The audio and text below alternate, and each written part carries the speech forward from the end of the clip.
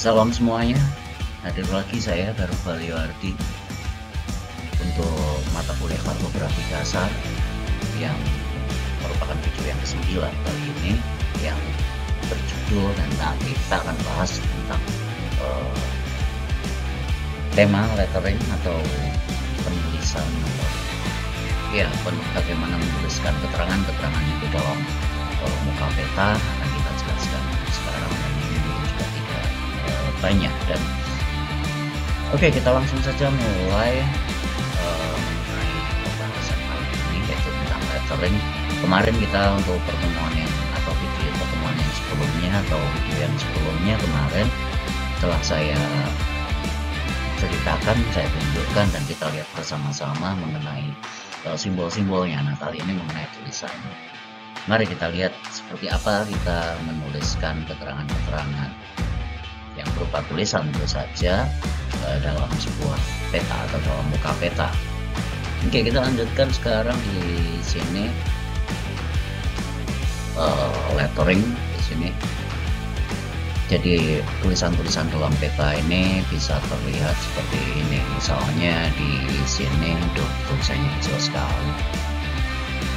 Jadi di sini merupakan nama atau unsur misalnya perairan, samudra, laut, lalu kemudian sungai, teluk, selat itu biasanya misalnya Selat Malaka misalnya, lalu kemudian Laut Cina Selatan, Samudra Indonesia dan lain sebagainya. Ini menggunakan huruf serif italik. Di sini diwarnai warnanya biru dengan ukuran huruf yang disesuaikan dengan luas unsurnya. Jadi di sini menggunakan ukuran ketebalan maksimum 6 mm, 5 mm dan juga minimumnya 1,5.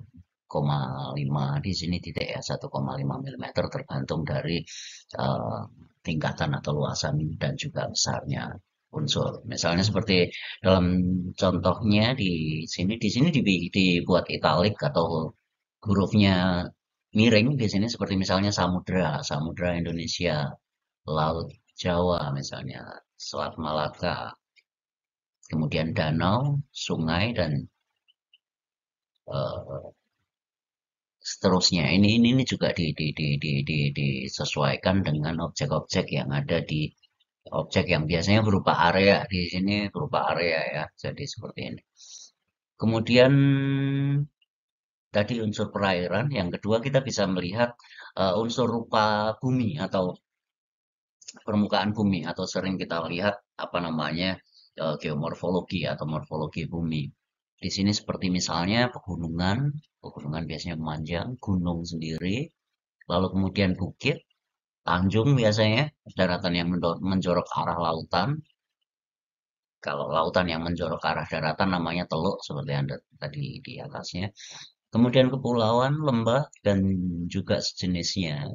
Huruf masih menggunakan serif, italik, tapi dengan warna hitam. Seandainya tadi yang perairan tadi dengan menggunakan warna biru, sementara untuk nama unsur rupa bumi ini menggunakan uh, tulisan berwarna hitam dan juga disesuaikan dengan luas unsur. Di atas ini misalnya seperti pegunungan, gunung, bukit. Jadi semakin besar unsur dari rupa bumi itu, wujud dari rupa bumi itu semakin besar pula tulisannya. Nah, berikutnya adalah nama-nama kota, tempat, ibu kota negara misalnya. Huruf masih sama dengan menggunakan huruf serif di sini. Hurufnya besar, tegak, dan hitam.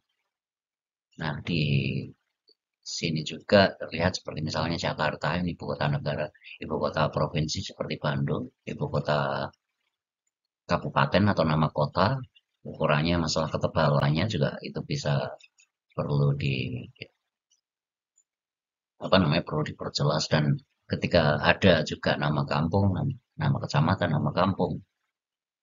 Lalu kemudian nama daerah-daerah administratif seperti misalnya kabupaten, nah seperti kabupaten di sini tulisan ukurannya 2 ya, 2 mm.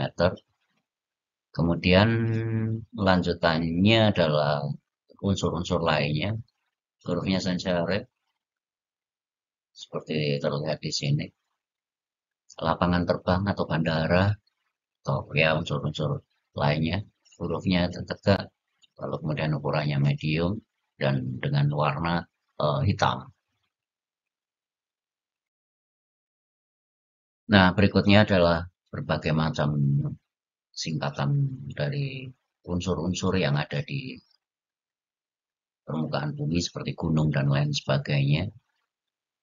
Maaf tulisan terlalu kecil jadi tidak bisa saya baca dengan cukup baik. Saya lupa memperkirakan setting dari uh, viewer yang ada di sebelah sini.